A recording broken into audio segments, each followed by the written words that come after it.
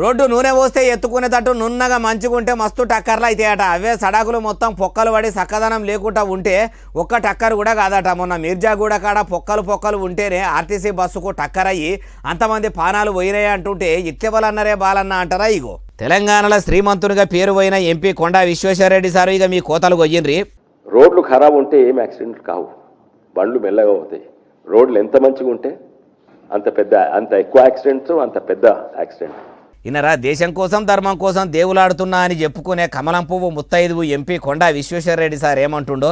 అయ్యా MP sir, రోడ్లు మంచుకుంటే టక్కర్లు అయితే అని ఎవరన్నారు సారు? మీరు చేవేల రోడ్డును ఎలుము చేయాలని పబ్లిక్ ఎన్ని ఏండ్ల నుంచి మొత్తుకున్నా కూడా ఎవ్వరు పట్టించుకోలేదట. రోడ్డు ఎలుముంటే ఎక్కడి బండి అక్కడ తోవలనే పోయేటట్టు నడమల డివైడర్లు కట్టి సకల సవలతులు చేస్తే ఎందుకు టక్కర్లు అయితే సారు? కొద్దికు సెంటర్లోన మీ పువ్వు సర్కారు బయటి దేశాల కంటే బందోబస్తుగా మన దేశంలో హైవేలు వేయాలి, నూనె పోస్తే ఎత్తుకునేటట్టు నున్నగా రోడ్లు పోయాలి, కళ్ళు మూసుకొని బండి నడిపినా ఎవ్వలకు ఏం కాకుండా బండ్లు ఉరకాలే, బండికి ఆనకుండా ఎవ్వల లైన్ల వాళ్ళు పోయేటట్టు 6 లైన్ల రోడ్లు దేవాలనని తిప్పలు పడుతున్నామని చెప్తుంటే మీరేమో రోడ్లు చక్కదనంగా ఉంటే టక్కర్లు అవుతాయి, సడకులు చక్కగా లేకుంటేనే మంచిగుంటుందా అని అవడితిరి. మంచిగా లేని రోడ్లు 4 చినుకులు పడితే చెరువుల లెక్క మారిపోతున్నాయి.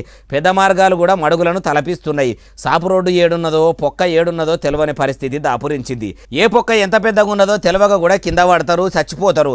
అప్పుడు ఏమంటారు సారు? మీ పాలకులకు రోడ్లను ఎలుము చేయ శాత కాదు కానీ ఇసోటి శాతగాని ముచ్చట్లు చెప్పమంటే శాతాడు పొడుగు చెప్తానే ఉంటారు. మీరు ఎట్లా ఎంపీ అయ్యిండ్రో ఏం కథనో ఇట్లా చెప్తున్నా మీకన్నా నేర్కుండాలి సార్ అంటారు. ఏ ముచ్చటిన్నోళ్ళు.